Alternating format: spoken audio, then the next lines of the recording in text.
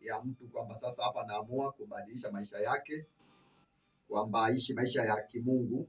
Kwa hiyo inatakiwa tu pale tu ambapo una uwezo wa kutambua mema na mabaya, kama vile eza kuanzia kama miaka eza kama 13 au 14 au 15 hivi, mradi una uwezo wa kwamba sasa kumbe kuna dhambi duniani na kuna haki. Kwa umri huo hasa kuanzia miaka 15, nafikiri inakuwa mtu hapo ameshaelewa kwamba duniani kuna kitu kinaitwa dhambi na haki. Kwa hiyo nafikiri au unaweza kama umri mzuri wa kubatizwa. Doli kutoka Ipinda, ubarikiwe sana kwa swali hilo.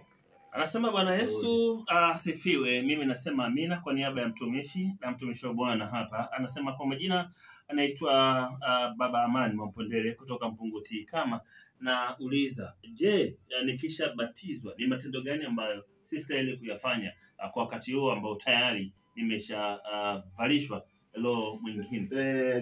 Ndio Baba Amani, umeuliza swali la msingi, linasaidia wengi, sio kwako tu, au na hivyo wewe umeuliza kwa ajili ya msaada wa wengi.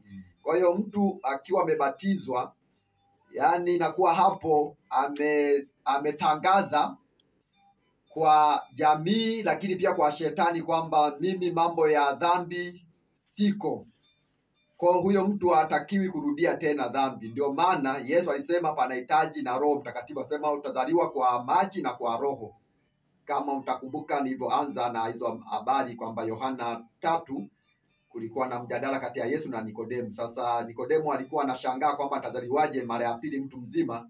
Basi Yesu akamjibu kwamba unazaliwa kwa maji na kwa Roho. Yaani unabatizwa maji na Roho Mtakatifu alafu unakuwa umezaliwa mara ya pili, kwenye Yohana 3:5. Kwa hiyo ndio jibu na kwamba maji na kwa Roho. Sasa ili kitu hicho kiwe halisi, usiishie maji tu. Ukiishia tu maji bado unakuwa dhaifu kama wanadamu wote walio dhaifu kwa habari ya dhambi. Kwa lugha nyingine niseme hivi, bila kubatizwa Roho Mtakatifu huwezi kuhimili mikiki ya dhambi duniani, au huwezi kuhimili pia mikiki ya nguvu za giza. Kwa hiyo unapobatizwa maji na Roho Mtakatifu ndipo unahimili mikiki ya dhambi, kwamba huwezi kuanguka kwenye dhambi au huwezi kuonewa na nguvu za giza.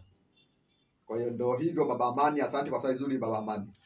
Asante sana. Nasema barikiwa sana mchungaji. Kwa majina naitwa Eliki Kajoni kutoka Malawi Ponga, ndiko ambapo anatusikiliza akiwa huko. Anasema mimi ninavyojua ubatizo ni ubatizo ulianzishwa na Yohana Mbatizaji na baadaye ukaendeleza na Yesu Kristo. Sasa swali langu, je, Wakristo tunazingatia haya?